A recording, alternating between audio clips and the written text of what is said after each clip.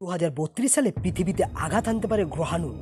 নাসার 2024 সালের YR4 এর ভবিষ্যৎবাণী ব্যাখ্যা করা হয়েছে এবং আমাদের কি চিন্তা করা উচিত সেই বিষয়ে নাসা কি বলছে চলুন সেটাই জেনে নেওয়া যাক।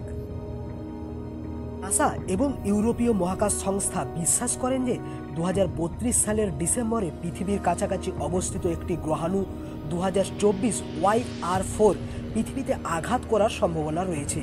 পৃথিবীর কাছাকাছি কক্ষপথে অবস্থান করলে গ্রহাণুটি মাধ্যাকর্ষণ শক্তির টানে এবং সৌরজগতের পৃথিবীর অঞ্চলের দিকে নিয়ে আসতে পারে।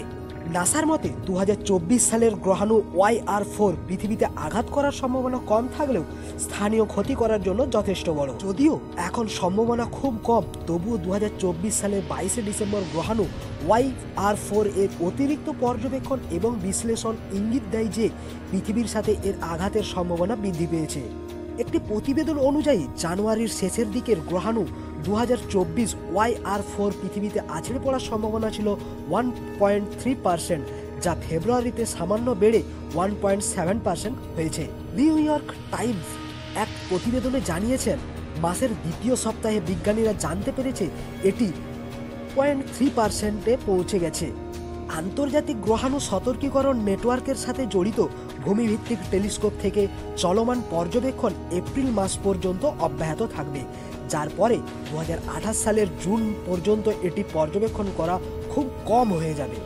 NASA James Webb space telescope 2025 সালে মার্চ মাসে গ্রহাণুটিকে পর্যবেক্ষণ করতে যাবে। গ্রহাণুর আকার আরও ভালোভাবে মূল্যায়ন করা যাবে। বর্তমানে গ্রহাণুটি 130 থেকে 300 ফুট চওড়া বলে অনুমান করা হচ্ছে। গ্রহাণুর কক্ষপথের আরও পর্যবেক্ষণ পাওয়া গেলে এর আঘাতের সম্ভাবনা আরও স্পষ্ট হয়ে যাবে।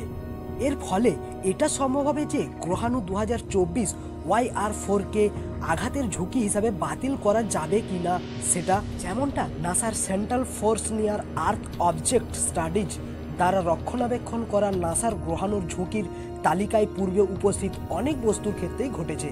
আবার এর প্রভাবেও গ্রহাণু 2024 YR4 এর আঘাত আনার সম্ভাবনাও বাড়তে পারে বলে জানিয়েছে নাসা। নাসা তাদের ওয়েবসাইট এক্স হ্যান্ডেলে 8 ফেব্রুয়ারি 2025 তারিখে এটি প্রকাশ করেছেন। তো বন্ধুরা, এই ছিল 2024 সালের গ্রহাণু YR4 এর একটি ইনফরমেশন ভিডিও।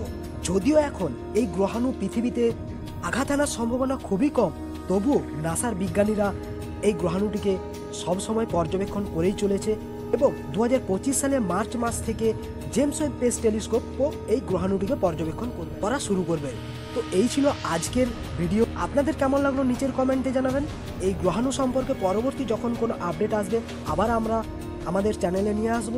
যদি আপনাদের এই ধরনের ভিডিও ভালো লেগে থাকে তাহলে চ্যানেলটিকে সাবস্ক্রাইব করে পাশে থাকবেন।